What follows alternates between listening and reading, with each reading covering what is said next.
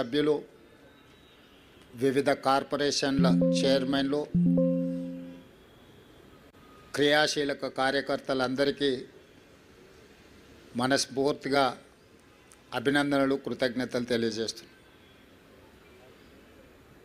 ఈ పత్రికా సమావేశం ద్వారా తెలంగాణ సమాజానికి, కాంగ్రెస్ పార్టీ కార్యకర్తలకు ఈ గెలుపులో మాకు అండగా నిలబడ్డందుకు మనస్ఫూర్తిగా వారికి ధన్యవాదాలు తెలియజేస్తూ, ఈ గెలుపు మా బాధ్యతను మరింతగా పెంచింది. 2 సంవత్సరాలు పూర్తి చేసుకుంటున్న సందర్భంలో హైదరాబాద్ నగరంలో సాధారణ ఎన్నికల్లో మాకు పెద్దగా సానుకూలమైన ఫలితాలు లేని సందర్భంలో ఇప్పుడు ప్రజలు అండగా నిలబడి కాంగ్రెస్ పార్టీని ఆశీర్వదించి తెలంగాణ రాష్ట్రాన్ని సంక్షేమంలో, అభివృద్ధి కార్యాచరణలో ముందుకు వెళ్ళండి,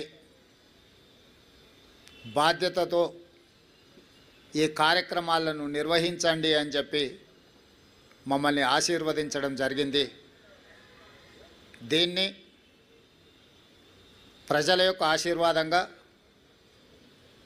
దీన్ని ఒక బాధ్యతగా కాంగ్రెస్ పార్టీ నాడు స్వీకరించడం జరిగింది.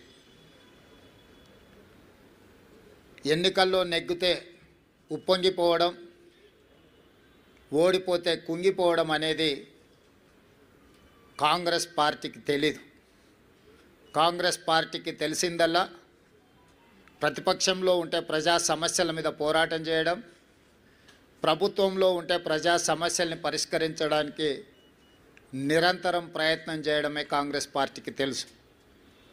అందుకే శతాబ్దం పైగా ప్రజల ఆశీర్వాదంతో మనుగడ సాధిస్తుంది కాంగ్రెస్ పార్టీ. అంటే ఈ సూత్రాన్ని తూచా తప్పకుండా పాటించడం వల్లనే ఎన్ని ఒడిదుడుకులు వచ్చినా, ఎన్ని గెలుపు ఓటములు వచ్చినా కాంగ్రెస్ పార్టీ ఇంకా ప్రజల మధ్యన మనుగడ సాధిస్తున్నది. అందుకే ఈనాడు జరిగిన జూబ్లీ హిల్స్ ఉప ఎన్నికల సరళిని మీరందరూ గమనించారు. ఇందులో ప్రజలు విలక్షణమైన తీర్పునివ్వడమే కాకుండా పోలైన ఓట్లలో 51% కాంగ్రెస్ పార్టీకి ఓటు వేయడం ద్వారా ఎప్పుడూ లేనంత బలం, ప్రజాబలం ఈనాడు కాంగ్రెస్ పార్టీకి వచ్చింది, కాంగ్రెస్ పార్టీకి చెందింది. ఈ ఎన్నికల్లో దాదాపుగా 51% ఓట్లు కాంగ్రెస్ పార్టీకి, 38% ప్రధాన ప్రతిపక్షమైన బీఆర్ఎస్ పార్టీకి, 8% భారతీయ జనతా పార్టీకి ప్రజలు ఓట్లు వేయడం జరిగింది. దీని ద్వారా ఎవరి పాత్ర ఏంది, గత 2 సంవత్సరాల నుంచి ప్రజలు నిశితంగా గమనించి ఒక నిర్ణయానికి వచ్చి ఈనాడు ప్రజలు ఈ విధమైన తీర్పును ఇవ్వడం జరిగింది. అందుకే ఈనాడు ఈ బాధ్యతను తీసుకొని ముఖ్యంగా తెలంగాణ రాష్ట్ర బడ్జెట్లో 60 నుంచి 65% ఆదాయము ఈ జంట నగరాల నుంచి, ఈ ప్రాంతం నుంచే మన ప్రభుత్వానికి వస్తున్నది. ఇక్కడ వస్తున్న ఆదాయాన్ని రాష్ట్రం నలుమూలల సంక్షేమం కోసం, అభివృద్ధి కోసం ఖర్చు పెడుతున్నాం. ఈ నగరాన్ని కాపాడుకోవడం, ఈ నగరాన్ని అభివృద్ధి చేసుకోవడం, ఈ నగరంలో నివసిస్తున్న ప్రజలకు మౌలిక వసతులను అభివృద్ధి చేయడం, ఉద్యోగ ఉపాధి అవకాశాలు పెరగడానికి అవసరమైన ప్రణాళికలు రచించడం అనేదాన్ని పూర్తి స్థాయిలో మా ప్రభుత్వం నిర్వహిస్తుంది. నేను ఎన్నికల ముందు చెప్పిన ఈనాడు గెలిచిన సందర్భంగా మీ ద్వారా ప్రధాన ప్రతిపక్ష పార్టీకి, కేంద్రంలో అధికారంలో ఉన్న భారతీయ జనతా పార్టీకి కూడా సూచన చేస్తున్నా. మన పాత్రలను, మన వ్యవహార శైలిని ప్రజలు నిశితంగా పరిశీలించి ఈనాడు ఒక నిర్ణయానికి వచ్చిండ్రు. ఈ నిర్ణయంలో ఎవరి పాత్ర, ఎవరి బాధ్యత ప్రజలు విస్పష్టంగా తీర్పునివ్వడం జరిగింది. ఈ తీర్పును బాధ్యతగా తీసుకొని ఈ నగర అభివృద్ధి కోసం అవసరమైన ఈ నగరాన్ని మహానగరంగా విస్తరించి ప్రపంచ స్థాయి పెట్టుబడులను ఆకర్షించి వివిధ జిల్లాలు, వివిధ రాష్ట్రాలు, వివిధ దేశాల నుంచి వచ్చే పెట్టుబడులను ఆకర్షించడమే కాకుండా ఉద్యోగ ఉపాధి అవకాశాలకు విస్తరించే విధంగా నగరాన్ని అభివృద్ధి చేయాలనుకుంటున్నాం.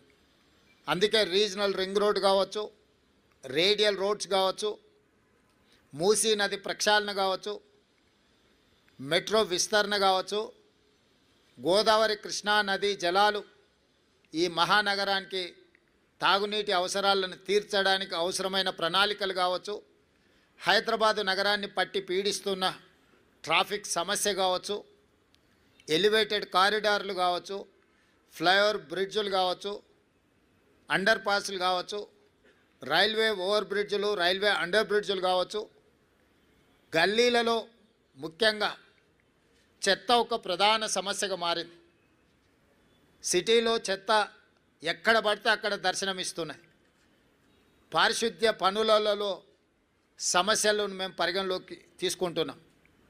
అదేవిధంగా చెరువులు, కుంటలు, నాలాల కబ్జాను తొలగించి నగరాన్ని సమస్యల రహిత నగరంగా తీర్చిదిద్దడానికి ఈరోజు ప్రణాళికలు సిద్ధం చేస్తున్నాము.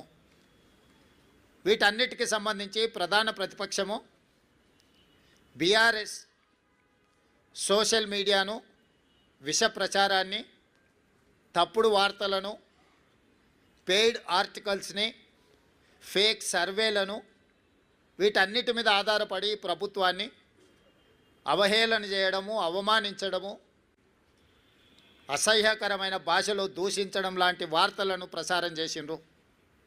వీటన్నిటి నేపథ్యంలో అది హైడ్రా కావచ్చు, ఈగల్ ఫోర్స్ కావచ్చు, ఈ సంస్థలు ప్రజలకు మేలు చేయడానికి మేము తీసుకొచ్చినాం.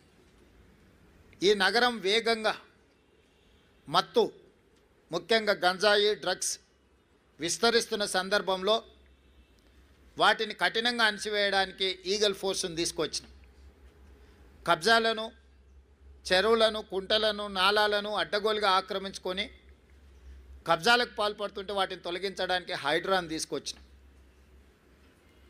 జిహెచ్ఎంసీ కావచ్చు, హెచ్ఎండిఏ కావచ్చు, మెట్రో వాటర్ వర్క్స్ కావచ్చు, మెట్రో రైల్ కావచ్చు, ఇలాంటి సంస్థలను అన్నిటిని కూడా సమన్వయం చేసుకొని ఈ నగరాన్ని ఒక మంచి నగరంగా తీర్చిదిద్దడానికి మేము చేస్తున్న ప్రయత్నాన్ని ప్రధాన ప్రతిపక్షము సహకరించకపోను ప్రతి సందర్భంలో అడ్డు తగిలే ప్రయత్నం చేసింది. మూసీ ప్రక్షాళనకు సంబంధించి మూసీ ప్రాంతంలో నివసిస్తున్న వాళ్ళు ఎవరు అది అద్భుతంగా ఉంది అని అక్కడ ఉండడం లేదు.